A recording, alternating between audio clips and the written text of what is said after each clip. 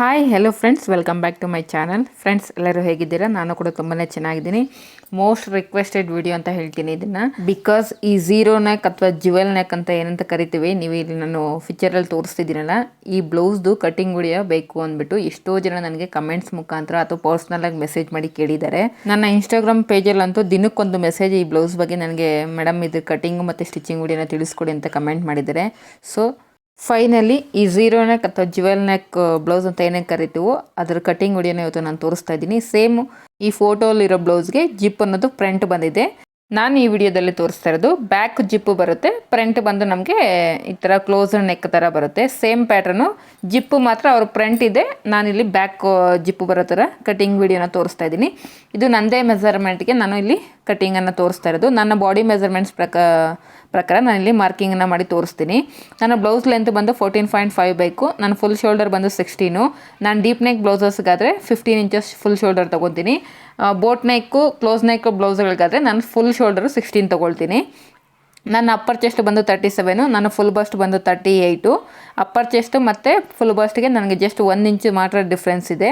ನನ್ನ arm round ಬಂದು 17 inches, waste round ಬಂದು 33 inches, sleeves length, sleeves loose, ಇಷ್ಟು ಮೆಜರ್ಮೆಂಟ್ಸನ್ನ ನಾನು ಇಲ್ಲಿ ತೊಗೊಂಡಿದ್ದೀನಿ. ವಿಡಿಯೋ ಸ್ವಲ್ಪ ಲೆಂತಿಯಾಗಿದೆ ಬಿಕಾಸ್ ನಾನು ತುಂಬ ಸ್ಪೀಡಾಗಿ ಎಕ್ಸ್ಪ್ಲೈನ್ ಮಾಡೋದ್ರಿಂದ ಕೆಲವರು ನನಗೆ ಕಮೆಂಟ್ ಮುಖಾಂತರ ತಿಳಿಸ್ಕೊಡ್ತಾ ಇದ್ದೀರಾ, ಮೇಡಮ್ ಸ್ಲೋ ಆಗಿ ಹೇಳ್ಕೊಡಿ, ನಮ್ಗೆ ಅರ್ಥ ಆಗ್ತಿಲ್ಲ ಅಂತ. ಸೊ ಅದಕ್ಕೋಸ್ಕರ ವಿಡಿಯೋ ಲೆಂತ್ ಇದೆ ಅಂದ್ಬಿಟ್ಟು ಸ್ಕಿಪ್ ಮಾಡ್ದಿರ ಎಂಡುವರೆಗೂ ನೀಟಾಗಿ ನೋಡಿ. ಆಗ ನಿಮಗೆ ಕರೆಕ್ಟಾಗಿ ಜ್ಯುವೆಲ್ ನೆಕ್ ಬ್ಲೌಸ್ನ ಯಾವ ರೀತಿ ನಾವು ಮಾರ್ಕಿಂಗ್ ಮಾಡ್ಕೋಬೇಕು ಅಂತ ಐಡಿಯಾ ಬರುತ್ತೆ. ಈಗ ನಾನು ಲೈನಿಂಗನ್ನು ತೊಗೊಂಡಿದ್ದೀನಿ ನೋಡಿ. ಪ್ರಿನ್ಸಸ್ ಕಟ್ ಮೆಥಡ್ ಆದರೆ ನೀವು 32 ಚೆಸ್ಟ್ವರೆಗೂ, 32, 33, 34 ಈ ಥರ ಚೆಸ್ಟ್ ಆದರೆ 1 ಮೀಟ್ರ್ ಸಾಕಾಗುತ್ತೆ. 34, 35, 36, 37 ಈ ಥರ ಆದರೆ 1.25 ಮೀಟರ್ ನೀವು ಲೈನಿಂಗನ್ನು ಯೂಸ್ ಮಾಡ್ಕೋಬೇಕು. ಇಲ್ಲಿ ಬ್ಯಾಕ್ ಬಂದು ನಾನು ಜಿಪ್ಪು ಸ್ಟಿಚ್ ಮಾಡ್ಕೊಳ್ತಾ ಇರೋದ್ರೆ ಓಪನಿಂಗ್ಸ್ ಅನ್ನೋದು ನಮಗೆ ನನ್ನ ಸೈಡ್ ಇರೋ ಥರ ಪ್ಲೇಸ್ ಮಾಡ್ಕೋತಾ ಇದ್ದೀನಿ ನೋಡಿ. ಈ ರೀತಿ ಕ್ಲೋಸ್ ಅಂದರೆ ಫೋಲ್ಡಿಂಗ್ ಅನ್ನೋದು ನಮ್ಗೆ ಆಪೋಸಿಟ್ ಸೈಡ್ ಇರಬೇಕು. ಫ್ರಂಟಲ್ಲಿ ನಮ್ಗೆ ಯಾವುದೇ ರೀತಿ ಓಪನಿಂಗ್ ಅನ್ನೋದು ಬರೋದಿಲ್ವ. ಸೊ ಫ್ರಂಟನ್ನು ನಾವು ಮಾರ್ಕ್ ಮಾಡುವಾಗ ಫೋಲ್ಡಿಂಗ್ ಸೈಡ್ ಮಾರ್ಕ್ ಮಾಡ್ಕೋಬೇಕು. ಬ್ಯಾಕಲ್ಲಿ ಓಪನ್ ಬರೋದ್ರಿಂದ, ಜಿಪ್ಪು ಬರೋದ್ರಿಂದ ನಾವು ಓಪನಿಂಗ್ ಸೈಡ್ ಅನ್ನೋದು ನಾವು ಬ್ಯಾಕ್ ಪಾರ್ಟನ್ನು ಮಾರ್ಕ್ ಮಾಡ್ಕೋಬೇಕು ನೋಡಿ. ಫಸ್ಟು ಸ್ಟ್ರೈಟಾಗಿ ಇದೆಯೋ ಅಲ್ವ ಅಂತ ನೋಡಿಕೊಂಡು ಒಂದು ಬೇಸ್ ಲೈನನ್ನು ಈ ರೀತಿ ಸ್ಟ್ರೈಟಾಗಿ ಹಾಕ್ಕೋಬೇಕು. ಆನಂತರ ಬ್ಯಾಕಲ್ಲಿ ಕೂಡ ನಾವು ಜಿಪ್ಪನ್ನು ಸ್ಟಿಚ್ ಮಾಡಬೇಕಾದ್ರೆ ಮಾರ್ಜಿನ್ ಬೇಕಾಗುತ್ತಲ್ಲ, ಅದಕ್ಕೆ ಒಂದು 1/4 ಇಂಚ್ ಎಕ್ಸ್ಟ್ರಾ ಮಾರ್ಜಿನನ್ನು ಕೂಡ ನಾನಿಲ್ಲಿ ಡ್ರಾ ಮಾಡ್ಕೋತಾ ಇದ್ದೀನಿ. ಮೇಲ್ಗಡೆ ನೋಡಿ ನಮಗಿಲ್ಲಿ ಸೆಲ್ವೆಡ್ಜ್ ಇದೆ, ನಾವು ಸೆಲ್ವೆಡ್ಜನ್ನು ಯೂಸ್ ಮಾಡೋಂಗಿಲ್ಲ. ಸೊ ಅದಕ್ಕೋಸ್ಕರ ಸ್ಟ್ರೈಟಾಗಿ ಒಂದು ಲೈನ್ ಹಾಕ್ಕೊಂಡು ಆ ಸೆಲ್ವೆಡ್ಜನ್ನು ನೀಟಾಗಿ ಟ್ರಿಮ್ ಮಾಡ್ಕೊಬಿಡಬೇಕು ನೋಡಿ. ಈ ರೀತಿ ಸೆಲ್ವೆಡ್ಜನ್ನು ನೀಟಾಗಿ ಟ್ರಿಮ್ ಮಾಡ್ಕೊಬಿಡಿ. ಫ್ರೆಂಡ್ಸ್, ಯಾರಾದರೂ ಹೊಸದಾಗಿ ಈ ವಿಡಿಯೋನ ನೋಡ್ತಾ ಇದ್ದರೆ ಪ್ಲೀಸ್ ನನ್ನ ಚಾನಲ್ನ ಸಬ್ಸ್ಕ್ರೈಬ್ ಮಾಡ್ಕೊಳ್ಳಿ. ಹಾಗೆ ಈ ವಿಡಿಯೋ ನಿಮಗೆ ಯೂಸ್ಫುಲ್ ಆಗಿದೆ ಅಂತಂದರೆ ಖಂಡಿತವಾಗ್ಲೂ ವಿಡಿಯೋಗೊಂದು ಲೈಕ್ ಮಾಡಿ ನಿಮ್ಮ ಫ್ಯಾಮಿಲಿ ಫ್ರೆಂಡ್ಸ್ಗೆ ಶೇರ್ ಮಾಡಿ. ಈಗ ಮೇಲ್ಗಡೆ ನಾವು ಅಂದರೆ ಮಾರ್ಜಿನನ್ನು ಆ್ಯಡ್ ಮಾಡಬೇಕಲ್ವಾ, ಅಂದರೆ ನಾವು ವಿತೌಟ್ ಮಾರ್ಜಿನು ಫಸ್ಟು ಮಾರ್ಕ್ ಮಾಡಿಕೊಂಡು ಆನಂತರ ಸೀವಿಂಗ್ ಅಲವೆನ್ಸಸ್ನ ಆ್ಯಡ್ ಮಾಡ್ಕೋಬೇಕು. ಸೊ ಅದಕ್ಕೆ ಮೇಲ್ಗಡೆ ಒಂದು 1/2 ಇಂಚ್ ಮಾರ್ಜಿನನ್ನು ಬಿಟ್ಕೊಳ್ತಾ ಇದ್ದೀನಿ. ಯಾಕಂದರೆ ನಾವು ಶೋಲ್ಡರ್ ಪಟ್ಟಿಗೆ ಮಾರ್ಜಿನನ್ನು ಆ್ಯಡ್ ಮಾಡ್ಕೋಬೇಕು. ಆಗ ನಾವಿಲ್ಲಿ ಡೈರೆಕ್ಟ್ ಲೈನಿಂಗ್ ಮೇಲೆ ಕಟ್ ಮಾಡ್ತಾ ಇರೋದ್ರಿಂದ ನಮಗೆ ಮಾರ್ಜಿನ್ ಇಲ್ಲ ಅಂದರೆ ಮತ್ತೆ ನಾವು ಫಸ್ಟಿಂದ ಮಾರ್ಕಿಂಗ್ ಮಾಡಬೇಕಾಗುತ್ತೆ. ಅದಕ್ಕೋಸ್ಕರ ಸುತ್ತಲೂ ನಾವು ಮಾರ್ಜಿನ್ಗೋಸ್ಕರ ಕ್ಲಾತನ್ನು ಬಿಟ್ಕೋಬೇಕು. ಈಗ ಫಸ್ಟ್ ಒಂದು ನೆಕ್ ಲೈನನ್ನು ಹಾಕ್ಕೊಂಡಿದ್ದ ನಂತರ ಶೋಲ್ಡರ್ ಡೌನು ಬಂದು ನಾನಿಲ್ಲಿ 1 ಇಂಚು ಮಾರ್ಕ್ ಮಾಡ್ಕೋತಾ ಇದ್ದೀನಿ ನೋಡಿ. ಅದಕ್ಕೂ ಕೂಡ ಸ್ಟ್ರೈಟಾಗಿ ರೀತಿ ಒಂದು ಲೈನ್ ಹಾಕ್ಕೋಬೇಕು. ಈಗ ನೆಕ್ ಲೈನಲ್ಲಿ ನಮ್ಮ ನೆಕ್ ವಿಡ್ತನ್ನು ಮಾರ್ಕ್ ಮಾಡ್ಕೋಬೇಕು. ಸೊ ನೆಕ್ ವಿಡ್ತನ್ನು ಯಾವ ರೀತಿ ಕಂಡುಹಿಡ್ಕೋಬೇಕಂದ್ರೆ, ನಮ್ಮದು ಅಪ್ಪರ್ ಚೆಸ್ಟ್ ಬಂದು 37 ಡಿವೈಡೆಡ್ ಬೈ 12 ಮಾಡ್ಕೋಬೇಕು. ನಿಮ್ಮ ಅಪ್ಪರ್ ಚೆಸ್ಟ್ ಎಷ್ಟಿರುತ್ತೋ ಅದನ್ನು ಡಿವೈಡೆಡ್ ಬೈ 12ಇಂದ ನೀವು ಭಾಗಿಸ್ಕೊಂಡಾಗ ನಿಮ್ಗೆ ಎಷ್ಟು ಬರುತ್ತೋ ಅಷ್ಟನ್ನು ನೀವು ನೆಕ್ ವಿಡ್ತಾಗಿ ಮಾರ್ಕ್ ಮಾಡ್ಕೋಬೇಕು. ನನ್ನ ಅಪ್ಪರ್ ಚೆಸ್ಟು 37 ಡಿವೈಡೆಡ್ ಬೈ 12 ಮಾಡಿದಾಗ 3 ಇಂಚಸ್ ಅನ್ನೋದು ಬಂತು ನೋಡಿ. ನಾನೇನು 1/4 ಇಂಚ್ ಎಕ್ಸ್ಟ್ರಾ ತೊಗೊಂಡಿದ್ದೀನಿ ಅದನ್ನು ಬಿಟ್ಟು ನಾನು ಟೇಪ್ ಎಲ್ಲಿಂದ ಇಟ್ಟು ಮೆಜರ್ ಮಾಡ್ಕೊತೀನಿ ಅಂತ ನೀವು ಅಬ್ಸರ್ವ್ ಮಾಡಬೇಕು.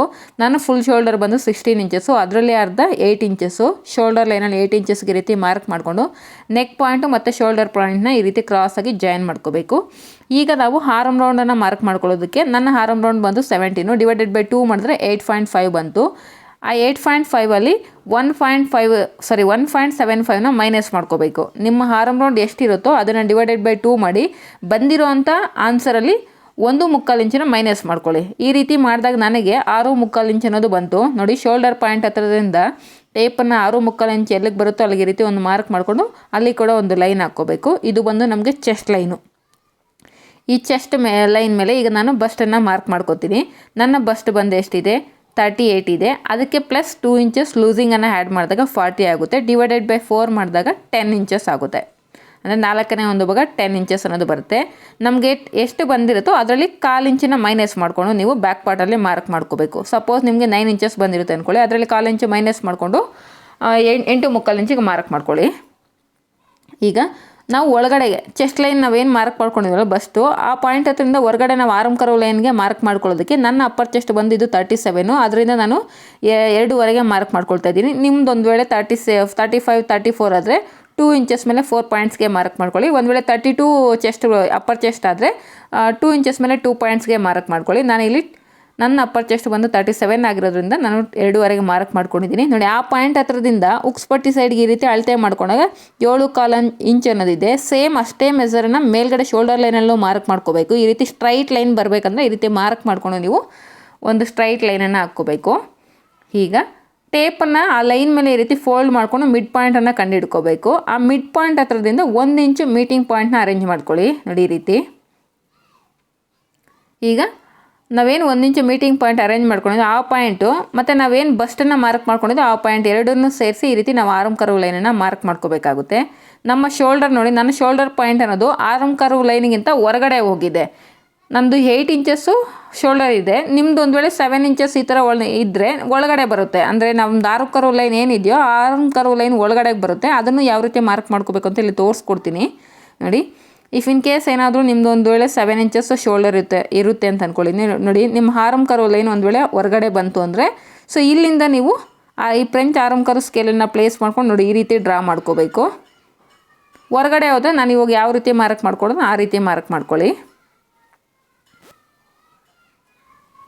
ಅರ್ಥ ಆಯಿತು ಅಂದ್ಕೊಳ್ತೀನಿ ಫ್ರೆಂಡ್ಸ್. ಈಗ ಶೋಲ್ಡರ್ ಪಟ್ಟಿಯಲ್ಲಿ ನೋಡಿ, ಶೋಲ್ಡರ್ ಪಟ್ಟಿಯಲ್ಲಿ ಟೇಪನ್ನು ಈ ರೀತಿ ಪ್ಲೇಸ್ ಮಾಡಿಕೊಂಡು ಶೋಲ್ಡರ್ ಪಾಯಿಂಟ್ ಹತ್ರದಿಂದ ನೆಕ್ ಪಾಯಿಂಟ್ಗೆ ಈ ರೀತಿ ಮಿಡ್ ಪಾಯಿಂಟನ್ನು ಕಂಡುಹಿಡ್ಕೋಬೇಕು. ಆ ಮಿಡ್ ಪಾಯಿಂಟ್ ಹತ್ರದಿಂದ ಈಗ ನಾವು ನಮಗೆ ಬೇಕಾಗಿರೋ ಬ್ಲೌಸ್ ರೆಡಿ ಲೆಂತ್ ಬಂದು 14.25 ಇಂಚಿಗೆ ಮಾರ್ಕ್ ಮಾಡ್ಕೋತಾ ಇದ್ದೀನಿ. ಇಲ್ಲೂ ಕೂಡ ಸ್ಟ್ರೈಟಾಗಿ ಒಂದು ಲೈನ್ ಹಾಕ್ಕೋಬೇಕು. ಈ ಲೈನ್ ಬಂದು ನಮಗೆ ವೇಸ್ಟ್ ಲೈನು. ಈ ಲೈನ್ ಮೇಲೆ ನಮ್ಮ ವೇಸ್ಟ್ ರೌಂಡನ್ನು 4ನೇ ಒಂದು ಭಾಗ ಮಾರ್ಕ್ ಮಾಡ್ಕೋಬೇಕು. ನನ್ನ ವೇಸ್ಟ್ ರೌಂಡ್ ಬಂದು 33 / 4 ಮಾಡಿದಾಗ 8 ಇಂಚಸ್ ಮೇಲೆ 2.25 ಬರುತ್ತೆ, ಅಂದರೆ 8.25 ಅನ್ನೋದು ಬರುತ್ತೆ. 8.25ನ ಮಾರ್ಕ್ ಮಾಡ್ಕೊಂಡಿದ್ದೀನಿ. ಹಾಗೆ 1 ಇಂಚು ಬ್ಯಾಕ್ದಲ್ಲಿ ಡಾಟ್ಸನ್ನು ಸ್ಟಿಚ್ ಮಾಡೋದಕ್ಕೆ, ಹಾಗೆ 2 ಇಂಚಸ್ ಮಾರ್ಜಿನು, ಹಾಗೆ ಚೆಸ್ಟ್ ಲೈನಲ್ಲೂ ಕೂಡ 2 ಇಂಚಸ್ ಮಾರ್ಜಿನನ್ನು ನಾನಿಲ್ಲಿ ಮಾರ್ಕ್ ಮಾಡಿಕೊಂಡು ನೋಡಿ ಈ ರೀತಿ ಸೈಡ್ ಸೀಮ್ ಅಲೌನ್ಸಸ್ ಲೈನ್ಸ್ನ ನಾವು ಈ ರೀತಿ ಡ್ರಾ ಮಾಡ್ಕೋಬೇಕು. ಈಗ ಬ್ಯಾಕ್ ನೆಕ್ ಡೀಪ್ ಬಂದು ನಾನಿಲ್ಲಿ 1 ಇಂಚು ಮಾರ್ಕ್ ಮಾಡ್ಕೊಳ್ತಾ ಇದ್ದೀನಿ. ನಾವು ಆಲ್ರೆಡಿ ಶೋಲ್ಡರ್ ಡೌನ್ಗೆ 1 ಇಂಚು ಮಾರ್ಕ್ ಮಾಡ್ಕೊಂಡಿರೋದ್ರಿಂದ ನೋಡಿ ಆ ಲೈನ್ ಮೇಲೇ ಉಕ್ಸ್ಪಟ್ಟಿ ಸೈಡಿಂದ 3/4 ಇಂಚಿಗೆ ಈ ರೀತಿ ಒಂದು ಮೀಟಿಂಗ್ ಪಾಯಿಂಟ್ನ ಅರೇಂಜ್ ಮಾಡಿಕೊಂಡು ನೆಕ್ ಪಾಯಿಂಟು ಮತ್ತು ನಾವೇನು 3/4 ಇಂಚು ಮೀಟಿಂಗ್ ಪಾಯಿಂಟ್ ಅರೇಂಜ್ ಮಾಡ್ಕೊಂಡಿದ್ದು ಆ ಪಾಯಿಂಟು ಎರಡನ್ನೂ ಸೇರಿ ಈ ರೀತಿ ನೀವು ಆರ್ಮ್ ಕರ್ವ್ ಲೈನಲ್ಲಿ ಈ ರೀತಿ ರೌಂಡ್ ಶೇಪನ್ನು ಕೊಟ್ಕೋಬೇಕು. ಈಗ ಕೆಳಗಡೆ ವೇಸ್ಟ್ ಲೈನಲ್ಲಿ 1/2 ಇಂಚು ಮಾರ್ಜಿನನ್ನು ಆ್ಯಡ್ ಮಾಡ್ತಾಯಿದ್ದೀನಿ. ಈಗ ಇಷ್ಟೊತ್ತು ನಾವು ಮಾಡಿದ್ದು ವಿತೌಟ್ ಸೀಮ್ ಅಲೌನ್ಸಸ್ಸು. ಈಗ ಸೀಮ್ ಅಲೌನ್ಸಸ್ನ ಆ್ಯಡ್ ಮಾಡೋದು ನೋಡ್ಕೊಳ್ಳೋಣ.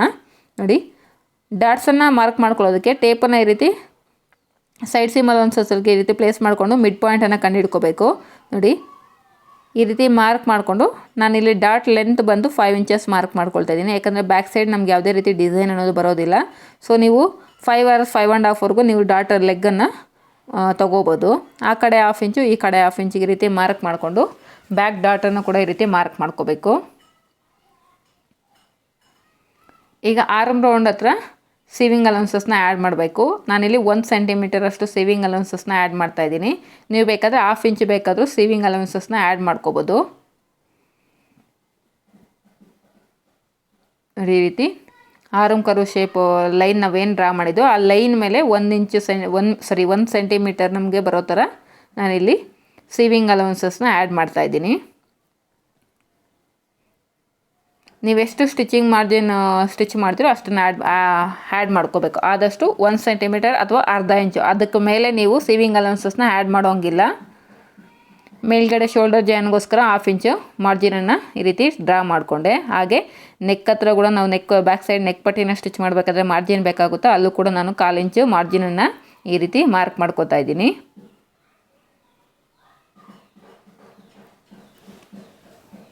ನೋಡಿ ಈ ರೀತಿ ಮಾರ್ಕ್ ಮಾಡ್ಕೋಬೇಕು. ಒಂದ್ಸಲ ನೀವು ಕೂಡ ಇದೇ ಮೆಥಡ್ ಪ್ರಕಾರ ಅಂದರೆ ನಿಮ್ಮ ಬಾಡಿ ಮೆಜರ್ಮೆಂಟ್ಸನ್ನು ತೊಗೊಂಡು ಟ್ರೈ ಮಾಡಿ. ಫಿಟ್ಟಿಂಗ್ ಅಂತೂ ತುಂಬಾ ಚೆನ್ನಾಗಿ ಬರುತ್ತೆ. ನೋಡಿ ಈಗ ಏನು ಮಾರ್ಕ್ ಮಾಡಿದ್ದೀನೋ ಅದ್ರ ಪ್ರಕಾರ ಕಟಿಂಗ್ ಮಾಡೋಣ.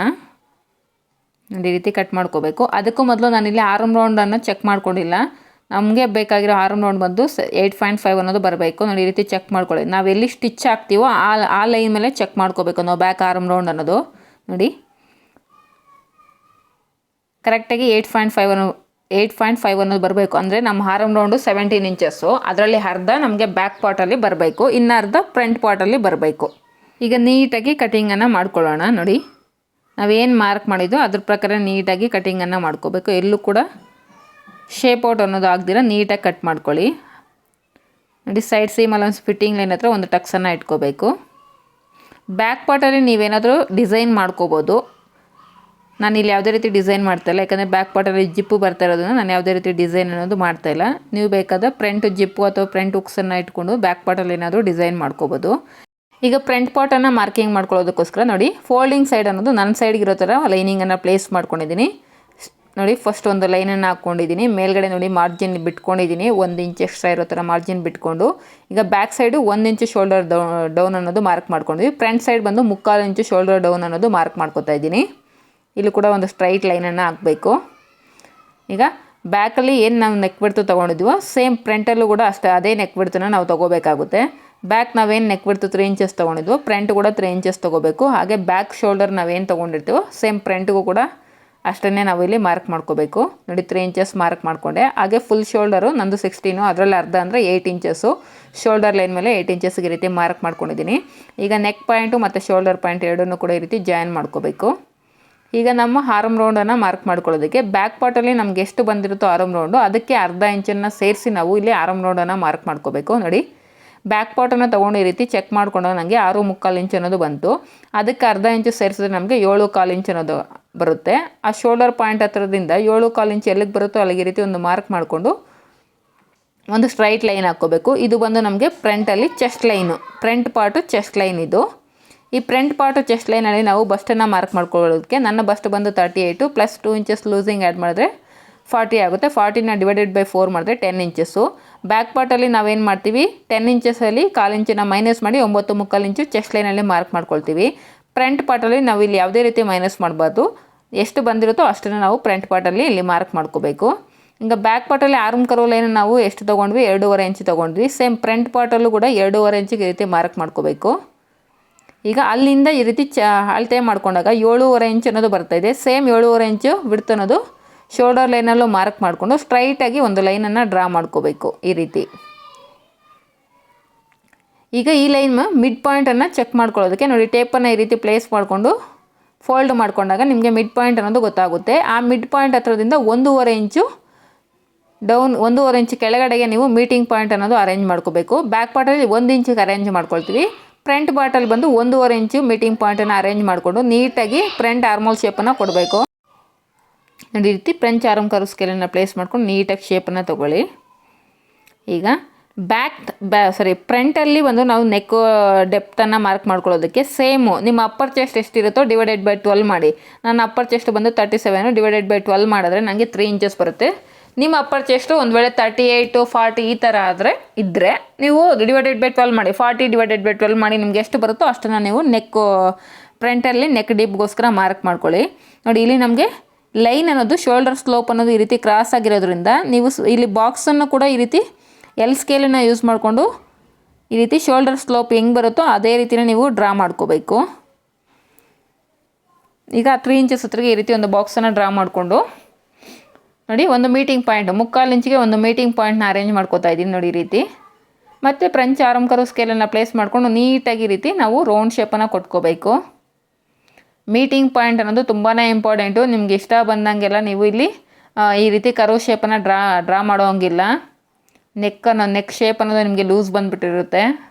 ಅದಕ್ಕೆ ಮೀಟಿಂಗ್ ಪಾಯಿಂಟ್ ಅನ್ನೋದು ಕಂಪಲ್ಸರಿ 3/4 ಇಂಚು ಮೀಟಿಂಗ್ ಪಾಯಿಂಟ್ ಅರೇಂಜ್ ಮಾಡಿಕೊಂಡು ನೀಟಾಗಿ ಈ ರೀತಿ ಶೇಪನ್ನು ಕೊಟ್ಕೊಳ್ಳಿ. ಈಗ ನನ್ನ ಬಸ್ಟ್ ಪಾಯಿಂಟ್ ಬಂದು ನಾನಿಲ್ಲಿ 9.25 ಇಂಚಿಗೆ ಮಾರ್ಕ್ ಮಾಡ್ಕೊಳ್ತಾ ಇದ್ದೀನಿ. ನಿಮ್ಮ ಬಸ್ಟ್ ಪಾಯಿಂಟ್ ಎಷ್ಟಿರುತ್ತೋ ಅಷ್ಟನ್ನು ನಾವಿಲ್ಲಿ ಮಾರ್ಕ್ ಮಾಡ್ಕೊಳ್ಳಿ. ನನ್ನ ಬಸ್ಟ್ ಪಾಯಿಂಟ್ ಬಂದು 9.25 ಇಂಚಿಗೆ ನಾನು ಇಲ್ಲಿ ಮಾರ್ಕ್ ಮಾಡ್ಕೊತಾ ಇದ್ದೀನಿ.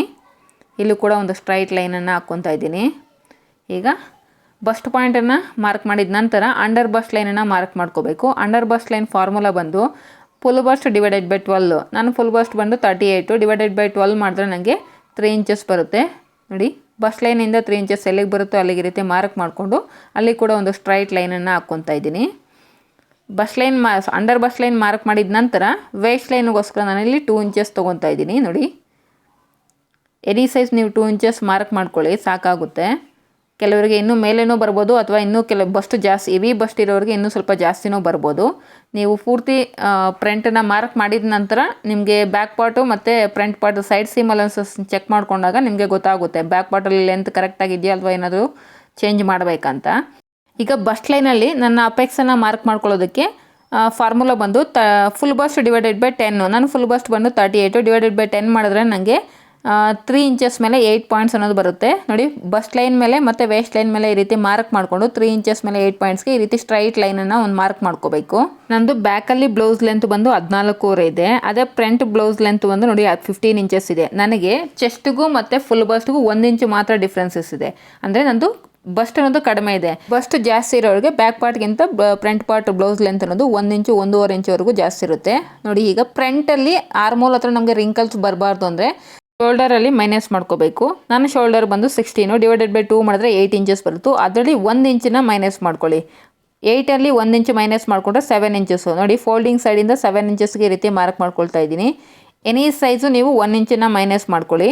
ಅಂದರೆ ನೀವು ಆಮೇಲೆ ನಾನು ಕಮೆಂಟ್ ಮಾಡಿ ಕೇಳಿಬಿಡಿ ಯಾವ ಸೈಜ್ಗೆ ಎಷ್ಟು ಮೈನಸ್ ಮಾಡಬೇಕು ಅಂತಂದ್ರೆ ಎನಿ ಸೈಜ್ ನೀವು 1 ಇಂಚು ಮೈನಸ್ ಮಾಡ್ಕೋಬೋದು ನೋಡಿ. ಸೇಮ್ ಅದನ್ನು ಕೂಡ ಈ ರೀತಿ ಸ್ಟ್ರೈಟಾಗಿ ಒಂದು ಲೈನನ್ನು ಹಾಕ್ಕೊಳ್ಳಿ ನೋಡಿ. ಈ ರೀತಿ ಸ್ಟ್ರೈಟ್ ಆಗಿ ಒಂದು ಲೈನ್ ಹಾಕ್ಕೋಬೇಕು.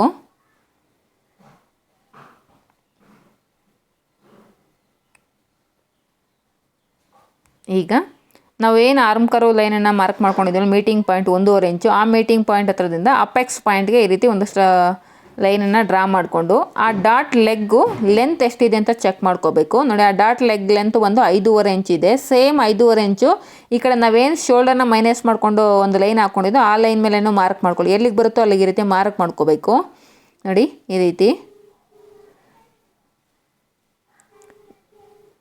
ಈ ರೀತಿ ಮಾರ್ಕ್ ಮಾಡಿಕೊಂಡು ಈಗ ನಮ್ಮದು ಶೋಲ್ಡರ್ ಪಾಯಿಂಟ್ ಏನಿದೆಯೋ ಆ ಶೋಲ್ಡರ್ ಪಾಯಿಂಟ್ ಹತ್ರದಿಂದ ನಾವೇನು ಶೋಲ್ಡರ್ನ ಮೈನಸ್ ಮಾಡ್ಕೊಂಡಿರೋಂಥ ಲೈನ್ ಪಾಯಿಂಟ್ ಮಾರ್ಕ್ ಮಾಡ್ಕೊಂಡಿದ್ದೀವಲ್ಲ ಆ ಪಾಯಿಂಟ್ಗೆ ಈ ರೀತಿ ಕನೆಕ್ಟ್ ಮಾಡ್ಕೋಬೇಕು ಆರ್ಮ್ ರೌಂಡ್ ಅನ್ನೋದು. ಈಗ ಅಲ್ಲಿಂದ ಮತ್ತೆ ಡಾಟ್ ಲೆಗ್ಗನ್ನು ಈ ರೀತಿ ಅಪೆಕ್ಸ್ ಪಾಯಿಂಟ್ಗೆ ಕನೆಕ್ಟ್ ಮಾಡ್ಕೋಬೇಕು. ಈಗ ಆರ್ಮ್ ರೌಂಡನ್ನು ಚೆಕ್ ಮಾಡ್ಕೊಳ್ಳೋಣ. ಫ್ರಂಟ್ ಪಾರ್ಟಲ್ಲಿ ಬ್ಯಾಕ್ ಪಾರ್ಟಲ್ಲಿ ನಮಗೆ 8.5 ಅನ್ನೋದು ಬಂದಿದೆ. ಫ್ರಂಟ್ ಪಾರ್ಟಲ್ಲೂ ಕೂಡ ನಮಗೆ 8.5 ಅನ್ನೋದು ಆರ್ಮ್ ರೌಂಡ್ ಅನ್ನೋದು ಬರಬೇಕು ನೋಡಿ. ಇಲ್ಲಿವರೆಗೂ ಚೆಕ್ ಮಾಡ್ಕೊಂಡಾಗ ನನಗೆ 5 ಇಂಚಸ್ಗೆ 1 ಪಾಯಿಂಟ್ ಅನ್ನೋದು ಕಡಿಮೆ ಬಂದಿದೆ. ನೀವು ಆ ಡಾಟನ್ನು ಬಿಟ್ಟು ಮತ್ತೆ ಚೆಕ್ ಮಾಡ್ಕೋಬೇಕು ನೋಡಿ. ಈ ರೀತಿ ಚೆಕ್ ಮಾಡ್ಕೊಂಡಾಗ ಕರೆಕ್ಟಾಗಿ ನಿಮಗೆ 8.5 ಇಂಚಸ್ ಅನ್ನೋದು ಬರಬೇಕು. 1 ಪಾಯಿಂಟ್ 1/4 ಇಂಚ್ ಎಕ್ಸ್ಟ್ರಾ ಬಂದರೂ ಪರವಾಗಿಲ್ಲ, ಆದರೆ ಕಡಿಮೆ ಬರದೇ ಇರೋ ಥರ ನೋಡ್ಕೊಳ್ಳಿ. ಈಗ ಚೆಸ್ಟ್ ಲೈನಲ್ಲಿ ಏನು ನಾವು ಬಸ್ಟನ್ನು ಮಾರ್ಕ್ ಮಾಡ್ಕೊಂಡಿದ್ದೀರೋ 10 ಇಂಚಸ್ಸು ಸೇಮ್ ಅದನ್ನು ವೇಸ್ಟ್ ಲೈನಲ್ಲೂ ಕೂಡ ಮಾರ್ಕ್ ಮಾಡ್ಕೊಂಡು ಈ ರೀತಿ ಸ್ಟ್ರೈಟಾಗಿ ಒಂದು ಲೈನನ್ನು ಡ್ರಾ ಮಾಡ್ಕೋಬೇಕು. ಈಗ ವೇಸ್ಟ್ ಲೈನಲ್ಲಿ ನಾವು ವೇಸ್ಟನ್ನು ಮಾರ್ಕ್ ಮಾಡ್ಕೊಳ್ಳೋದಕ್ಕೆ ನನ್ನ ವೇಸ್ಟ್ ಬಂದು 33 ಡಿವೈಡೆಡ್ ಬೈ 4 ಮಾಡಿದ್ರೆ 8.25 ಅನ್ನೋದು ಬರುತ್ತೆ ನೋಡಿ. ಫೋಲ್ಡಿಂಗ್ ಸೈಡಿಂದ 8.25 ಈ ರೀತಿ ಮಾರ್ಕ್ ಮಾಡ್ಕೋಬೇಕು. ಎಕ್ಸ್ಟ್ರಾ ಏನು ಉಳಿದಿದೆಯೋ ನೋಡಿ ಅದನ್ನು ನಾವು ವೇಸ್ಟ್ ಡಾಟ್ ಆಗಿ ಕನ್ವರ್ಟ್ ಮಾಡ್ಕೋಬೇಕು. ನನಗಿಲ್ಲಿ 1.5 ಇಂಚ್ ಮೇಲೆ 1 ಪಾಯಿಂಟ್ ಅನ್ನೋದು ಬಂದಿದೆ. ಆ 1.5 ಇಂಚ್ ಮೇಲೆ 1 ಪಾಯಿಂಟನ್ನು ಈಕ್ವಲ್ ಆಗಿ ಡಿವೈಡ್ ಮಾಡ್ಕೊಂಡು ನಮಗೆ 3/4 ಇಂಚ್ ಅನ್ನೋದು ಬರುತ್ತೆ ನೋಡಿ. ಈ ರೀತಿ ನಿಮ್ಗೆ ಎಷ್ಟು ಬಂದಿರುತ್ತೋ ಅದನ್ನು ಈ ರೀತಿ ವೇಸ್ಟ್ ಡಾಟಾಗಿ ಕನ್ವರ್ಟ್ ಮಾಡ್ಕೊಳ್ಳಿ. ನಾನು 3/4 ಇಂಚ್ ಆ ಕಡೆ 3/4 ಇಂಚ್ ಈ ಕಡೆ ವೇಸ್ಟ್ ವೇಸ್ಟ್ ಲೈನಲ್ಲೂ ಮಾರ್ಕ್ ಮಾಡಿಕೊಂಡೆ ಮತ್ತು ಅಂಡರ್ ಬಸ್ಟ್ ಲೈನಲ್ಲೂ ಮಾರ್ಕ್ ಮಾಡಿಕೊಂಡು ಫಸ್ಟ್ ಈ ರೀತಿ ಸ್ಟ್ರೈಟಾಗಿ ಲೈನ್ ಹಾಕ್ಕೋಬೇಕು. ಆನಂತರ ಅಪೆಕ್ಸ್ಗೆ ಆ ಲೈನ್ಸ್ನ ಈ ರೀತಿ ಕನೆಕ್ಟ್ ಮಾಡ್ಕೋಬೇಕು ನೋಡಿ. ಈ ರೀತಿ ಈಗ ಬ್ಯಾಕ್ ಪಾರ್ಟನ್ನು ತೊಗೊಂಡು ಸೈಡ್ ಸೀಮ್ ಅಲೌನ್ಸಸ್ನ ಚೆಕ್ ಮಾಡ್ಕೋಬೇಕು ನೋಡಿ. ಬ್ಯಾಕ್ ಪಾರ್ಟನ್ನು ತೊಗೊಂಡು ಸೈಡ್ ಸೀಮ್ ಅಲೌನ್ಸಸ್ನ ಚೆಕ್ ಮಾಡ್ಕೊಳ್ಳೋಣ. ಬ್ಯಾಕ್ ಪಾರ್ಟು ಮತ್ತು ಫ್ರಂಟ್ ಪಾರ್ಟು ನಮಗೆ ಸೈಡ್ ಸೀಮ್ ಅಲೌನ್ಸಸ್ ಅನ್ನೋದು ಈಕ್ವಲ್ ಆಗಿರಬೇಕು. ನಾವು ಬ್ಯಾಕ್ ಪಾರ್ಟಲ್ಲಿ ಮಾರ್ಜಿನನ್ನು ಆ್ಯಡ್ ಮಾಡಿದ್ದೀವಿ ಸಿವಿಂಗ್ ಅಲೌನ್ಸಸ್ನ, ಅದನ್ನು ಬಿಟ್ಟು ಚೆಕ್ ಮಾಡ್ಕೊಂಡಾಗ ನೋಡಿ ನನಗೆ ಒಂದು 1/4 ಇಂಚಷ್ಟು ಫ್ರಂಟ್ ಪಾರ್ಟ್ ಅನ್ನೋದು ಜಾಸ್ತಿ ಬರ್ತಿದೆ ನೋಡಿ. ಇಲ್ಲಿ ಮಾರ್ಕ್ ಮಾಡ್ಕೊಂಡಿದ್ದೀನಿ. ಈ ಬ್ಲೌಸ್ನ ನೀವು ಆದಷ್ಟು ಇಲ್ಲ 4 ಡಾಟೆಡ್ ಬ್ಲೌಸಾಗಿ ಸ್ಟಿಚ್ ಮಾಡ್ಬೋದು, ಇಲ್ಲಾಂದರೆ ಪ್ರಿನ್ಸಸ್ ಕಟ್ಟಲ್ಲಿ ಸ್ಟಿಚ್ ಮಾಡ್ಬೋದು. ಅದು ಬಿಟ್ಟು ನೀವು ಶೇಪ್ ಬೆಲ್ಟ್ಸು ಈ ಥರ ಎಲ್ಲ ಸ್ಟಿಚ್ ಮಾಡೋದಕ್ಕೆ ಆಗೋದಿಲ್ಲ. ಅಂದರೆ ಶೇಪ್ ಬೆಲ್ಟ್ಸನ್ನು ಹಾಕ್ಕೊಂಡು ಸ್ಟಿಚ್ ಮಾಡ್ತೀವಿ ಈ ಥರ ಎಲ್ಲ ಆಗೋದಿಲ್ಲ. ಡೈರೆಕ್ಟ್ 4 ಡಾಟ್ಸಲ್ಲಾದರೂ ಸ್ಟಿಚ್ ಮಾಡ್ಕೋಬೋದು. ಇಲ್ಲಾಂದರೆ ಪ್ರಿನ್ಸಸ್ ಕಟ್ಟಲ್ಲಾದರೂ ಸ್ಟಿಚ್ ಮಾಡ್ಬೋದು. ನನ್ನ ಒಪಿನಿಯನ್ ಏನಂದರೆ ಪ್ರಿನ್ಸಸ್ ಕಟ್ ಮೆಥಡಲ್ಲೇ ಸ್ಟಿಚ್ ಮಾಡ್ಕೊಳ್ಳಿ, ತುಂಬಾ ಚೆನ್ನಾಗಿ ಬರುತ್ತೆ ಫಿನಿಶಿಂಗು. ನೋಡಿ, ನಾನಿಲ್ಲಿ ಡಾಟ್ಸನ್ನು ಯಾವ ರೀತಿ ಮಾರ್ಕ್ ಮಾಡ್ಕೋಬೋದು ಅಂತ ತೋರಿಸ್ತಾ ಇದ್ದೀನಿ. ನಿಮ್ಗೊಂದು ವೇಳೆ ಸೈಡ್ ಸೀಮ್ ಅಲವೆನ್ಸಸ್ ಕಡೆ ಒಂದು 1/2 ಇಂಚು 1 ಇಂಚ್ ಅನ್ನೋದು ನಿಮಗೆ ಬ್ಯಾಕ್ ಪಾರ್ಟ್ಗಿಂತ ಫ್ರಂಟ್ ಪಾರ್ಟ್ ಎಕ್ಸ್ಟ್ರಾ ಬಂದರೆ ನಿಮ್ಗೆ ಅಲ್ಲಿ ಏನು ಎಕ್ಸ್ಟ್ರಾ ಬಂದಿರುತ್ತೋ ಅದನ್ನು ನೀವು ಈ ರೀತಿ ಡಾಟಾಗಿ ಕನ್ವರ್ಟ್ ಮಾಡ್ಕೋಬೋದು ಬಸ್ಟ್ ಲೈನಲ್ಲಿ ಸೈಡ್ ಡಾಟಾಗಿ.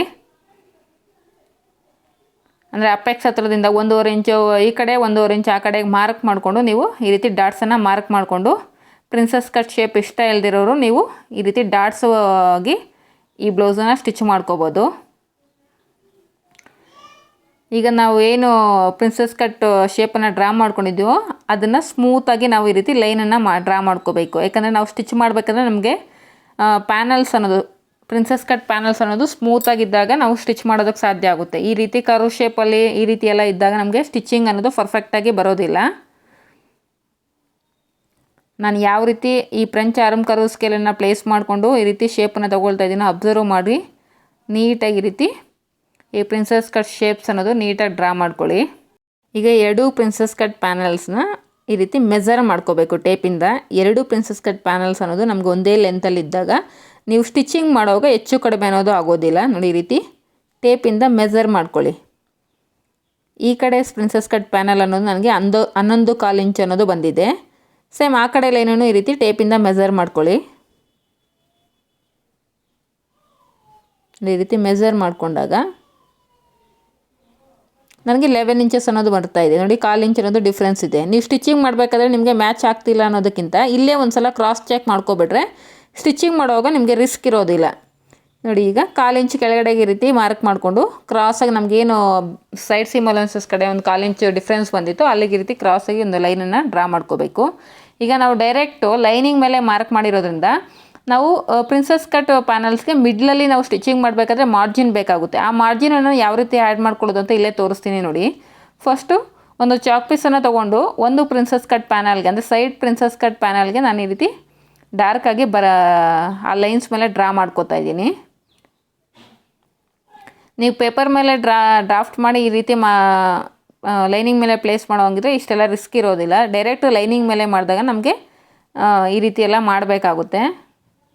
ಈ ರೀತಿ ಫೋಲ್ಡ್ ಮಾಡಿಕೊಂಡು ನಮಗೆ ಸುತ್ತಲೂ ಆ ಪ್ರಿನ್ಸಸ್ ಕಟ್ ಅಂದರೆ ಸೈಡ್ ಪ್ರಿನ್ಸಸ್ ಕಟ್ ಪ್ಯಾನಲ್ ಏನಿದೆಯೋ ಅದಕ್ಕೆ ಸುತ್ತಲೂ ನಮಗೆ ಮಾರ್ಜಿನ್ ಇರೋ ಥರ ನೋಡಿಕೊಂಡು ಈ ರೀತಿ ಫೋಲ್ಡ್ ಮಾಡಿಕೊಂಡು ಟ್ಯಾಪ್ ಮಾಡ್ಕೊಳ್ಳಿ. ನೀವು ಆಲ್ರೆಡಿ ಡಾರ್ಕಾಗಿ ಚಾಪ್ ಪೀಸಲ್ಲಿ ಇದು ಮಾಡಿರೋದ್ರಿಂದ ನಿಮಗೆ ಈಸಿಯಾಗಿ ಆ ಟ್ರೇಸ್ ಅನ್ನೋದು ಬೀಳುತ್ತೆ. ನೋಡಿ, ಆ ಮಾರ್ಕಿಂಗ್ ಅನ್ನೋದು ಕಾಣಿಸ್ತಾ ಇದೆಯಲ್ವ, ನಾವು ಇವಾಗ ಟ್ಯಾಪ್ ಮಾಡಿರೋದು. ನೋಡಿ, ಸುತ್ತಲೂ ನನಗೆ ಮಾರ್ಜಿನ್ ಅನ್ನೋದು ಇದೆ. ಈಗ ನಮಗೇನು ಆ ಟ್ರೇಸ್ ಲೈನ್ ಕಾಣಿಸ್ತಾ ಇದೆಯೋ ಅದ್ರ ಪ್ರಕಾರ ನಾವು ನೀಟಾಗಿ ಈ ರೀತಿ ಟ್ರೇಸ್ ಔಟನ್ನು ಮಾಡ್ಕೋಬೇಕು. ಅಂದರೆ ಪೇಪರ್ ಮೇಲೆ ಡ್ರಾಫ್ಟ್ ಮಾಡಿ ಆನಂತರ ಲೈನಿಂಗ್ ಮೇಲೆ ಡ್ರಾಫ್ಟ್ ಮಾಡಿ ಎಲ್ಲ ಟೈಮ್ ಜಾಸ್ತಿ ತೊಗೊಳುತ್ತೆ. ಸೊ ಡೈರೆಕ್ಟು ನೀವು ಲೈನಿಂಗ್ ಮೇಲೇ ಈ ರೀತಿ ಮಾರ್ಕ್ ಮಾಡಿಕೊಂಡು ಈ ರೀತಿ ಟ್ರೈ ಮಾಡಿ. ತುಂಬಾ ಈಸಿಯಾಗಿ ನೀವು 2 ಪ್ರಿನ್ಸಸ್ ಕಟ್ ಪ್ಯಾನಲ್ಸ್ಗೂ ಮಾರ್ಜಿನನ್ನು ಆ್ಯಡ್ ಮಾಡ್ಕೋಬೋದು. ಈಗ ನಾವು 2 ಪ್ರಿನ್ಸಸ್ ಕಟ್ ಪ್ಯಾನಲ್ಸ್ಗೂ ಸ್ಟಿಚಿಂಗ್ ಮಾರ್ಜಿನನ್ನು ಆ್ಯಡ್ ಮಾಡ್ಕೊಂಡು ಹೋಗೋಣ. ನಾನಿಲ್ಲಿ ನೋಡಿ ಸ್ಟಿಚಿಂಗ್ ಮಾರ್ಜಿನನ್ನು ಫ್ರೀ ಹ್ಯಾಂಡಲ್ಲೇ ಆ್ಯಡ್ ಮಾಡ್ತಾಯಿದ್ದೀನಿ. ನಿಮಗೆ ಕಷ್ಟ ಅನಿಸಿದ್ರೆ ನೀವು 1/2 ಇಂಚ್ ಇರೋ ಥರ ನೋಡಿಕೊಂಡು ನೀವು ಆ್ಯಡ್ ಮಾಡ್ಕೊಳ್ಳಿ. 1/2 ಇಂಚು ಅಥವಾ 1 ಸೆಂಟಿಮೀಟರು ನಿಮಗೆ ಸ್ಟಿಚಿಂಗ್ ಮಾರ್ಜಿನ್ ಎಷ್ಟು ಬೇಕಾಗುತ್ತೋ ಮ್ಯಾಕ್ಸಿಮಮ್ 1/2 ಇಂಚು ಅಥವಾ 1 ಸೆಂಟಿಮೀಟರ್ ಇಷ್ಟೇ ಇರಬೇಕು. ಅದಕ್ಕೆ ಮೇಲೆ ನೀವು ಸ್ಟಿಚಿಂಗ್ ಮಾರ್ಜಿನನ್ನು ಆ್ಯಡ್ ಮಾಡೋಕ್ಕೆ ಹೋಗಬೇಡಿ.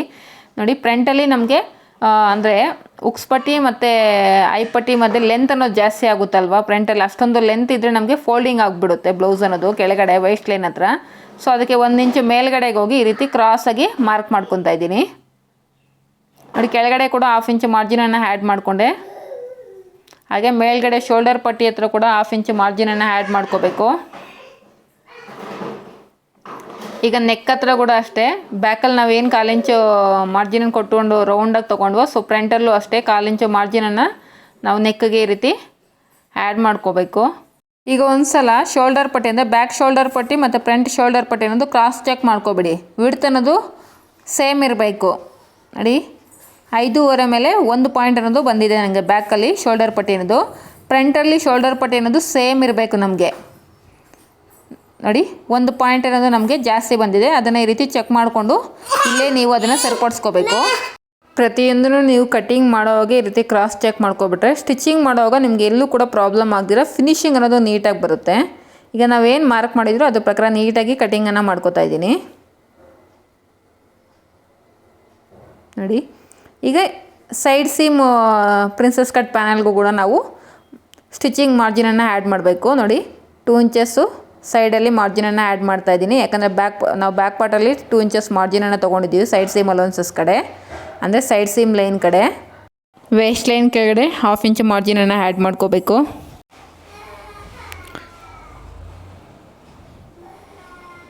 ಹಾಗೆ ಆರ್ಮ್ ರೌಂಡ್ ಹತ್ರ ಕೂಡ 1/2 ಇಂಚ್ ಮಾರ್ಜಿನನ್ನು ಈ ರೀತಿ ಆ್ಯಡ್ ಮಾಡ್ಕೋತಾ ಇದ್ದೀನಿ ನೋಡಿ. ಈ ರೀತಿ ಎಲ್ಲಿ ಸ್ಟ್ರೈಟ್ ಆಗಿರುತ್ತೋ ಅಲ್ಲಿ ಸ್ಕೇಲನ್ನು ಯೂಸ್ ಮಾಡ್ಕೊಳ್ಳಿ. ಎಲ್ಲಿ ಕರ್ವ್ಸ್ ಇರುತ್ತೋ ಅಲ್ಲೆಲ್ಲ ನೀವು ಟೇಪಿಂದ ಆದರೂ ಯೂಸ್ ಮಾಡಿಕೊಂಡು ಈ ಸ್ಟಿಚಿಂಗ್ ಮಾರ್ಜಿನನ್ನು ಆ್ಯಡ್ ಮಾಡ್ಕೊಳ್ಳಿ. ಇಲ್ಲ ಬೈ ಫ್ರೀ ಹ್ಯಾಂಡಲ್ಲಾದರೂ ನೀವು ಸ್ಟಿಚಿಂಗ್ ಮಾರ್ಜಿನನ್ನು ಆ್ಯಡ್ ಮಾಡ್ಕೋಬೋದು ನೋಡಿ. ಈ ರೀತಿ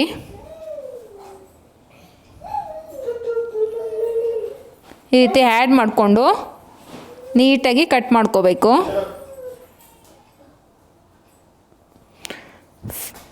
ಫ್ರೆಂಡ್ಸ್, ಈ ವಿಡಿಯೋದಲ್ಲಿ ಅಂದರೆ ನಾನು ಸ್ಲೀವ್ಸ್ ಕಟ್ಟಿಂಗನ್ನು ತೋರಿಸ್ತಾ ಇಲ್ಲ. ಆಲ್ರೆಡಿ ತುಂಬ ವೀಡಿಯೋಸಲ್ಲಿ ನಾನು ಸ್ಲೀವ್ಸ್ ಕಟ್ಟಿಂಗನ್ನು ಹೇಗೆ ಮಾಡ್ಕೋಬೇಕು ಅಂತ ತಿಳಿಸ್ಕೊಟ್ಟಿದ್ದೀನಿ. ವಿಡಿಯೋ ಆಲ್ರೆಡಿ ತುಂಬ ಲೆಂತ್ ಆಗಿರೋದ್ರಿಂದ ನಾನು ಸ್ಲೀವ್ಸ್ ಕಟ್ಟಿಂಗನ್ನು ಈ ವಿಡಿಯೋದಲ್ಲಿ ತೋರಿಸ್ಕೊಡ್ತಾ ಇಲ್ಲ ನೋಡಿ. ಈ ರೀತಿ 2 ಪ್ರಿನ್ಸಸ್ ಕಟ್ ಪ್ಯಾನಲ್ಸ್ನ ನಾವು ಕಟ್ಟಿಂಗನ್ನು ಮಾಡ್ಕೋಬೇಕು.